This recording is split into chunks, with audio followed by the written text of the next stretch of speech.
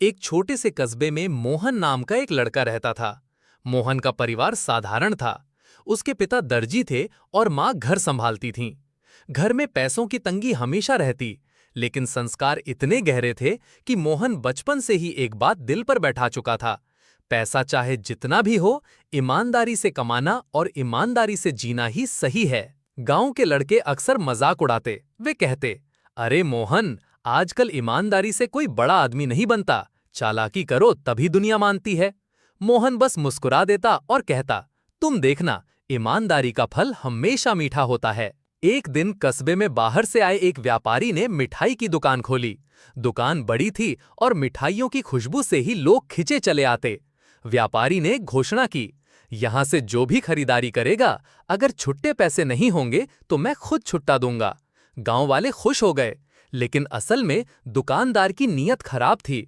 वो छुट्टे पैसे हर बार कम देता और सोचता, गांव वाले भोले हैं, किसी को पता नहीं चलेगा। मोहन को जलेबी बहुत पसंद थी। एक दिन वो अपनी बचत से 100 रुपए लेकर दुकान पर गया और 80 रुपए की जलेबी खरीदी। दुकानदार ने बाकी पैसे लौटाए, लेकिन उसमें सिर्फ 10 रुपए थे। मोहन ने गिनकर कहा, भाई साहब, मुझे तो 20 रुपए मिलने चाहिए थे। दुकानदार हंसते हुए बोला, अरे लड़के, तू गलत गिन रहा है, ये पूरे 20 ही हैं। मोहन समझ गया कि दुकानदार चालाक है।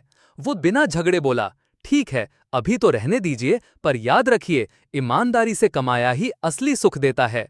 कुछ ही दिनों में गांव वालों को भी समझ आ गया कि दुकानदार छुट्टे में गड़बड़ करता है।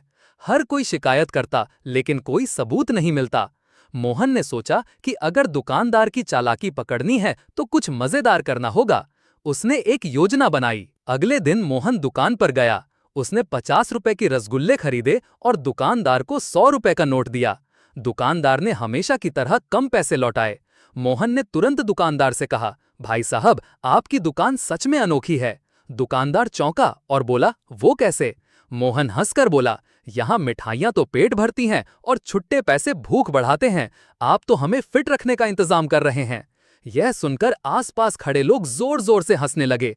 सबने कहा, अरे हाँ, सही कह रहा है मोहन, ये तो हर किसी को कम छुट्टा देता है। अब दुकानदार पकड़ा गया। उसकी चालाकी सबके सामने उजागर हो गई। गांव वालों ने उसका बहिष्कार कर दिया। दुकान पर ग्राहक आना बंद हो गए। कुछ ही दिनों ने वो व्यापारी कस्बा छोड़कर भाग गया। मोहन की ईमानदारी और समझदारी की चर्चा पूरे गांव में होने लगी। लोग उसे कहते, तूने तो बिना लड़ाई किए हंसी ठट्ठे में सच्चाई सामने ला दी। मोहन ने मुस्कुराकर जवाब दिया, सच कहने के लिए जोर से चिल्लाने की जरूरत नहीं होती, बस ईमानदारी से सही समय पर बोलना चाहिए। कस्बे में अब ये कहावत मशहूर हो गई, ईमानदारी का फल कभी कड़वा नहीं होता। लोग मोहन से प्रेरणा लेने लगे। उसकी यह मजेदार हरकत बच्चों बड़ों सबकी जुबान पर थी। जहां भी लोग जलेबी या रसगुल्ले खाते, हंसते हुए कहते, भाई देख लो, कहीं छुट्टा कम तो नहीं मिला। धीरे धीरे मोहन बड़ा हुआ और कस्बे में अपनी छोटी सी किताबों की दुकान खोल ली। वो हमेशा सही दाम लेता और हर ग्राहक को पूरा छुट्टा लौटाता। लोग कहते, मोहन की दुकान से किताबें ही नहीं, भरोसा भी मिलता है। कहानी यही सिखाती है कि चाहे हालात जैसे भी हों, ईमानदारी का फल मीठा ही निकलता है।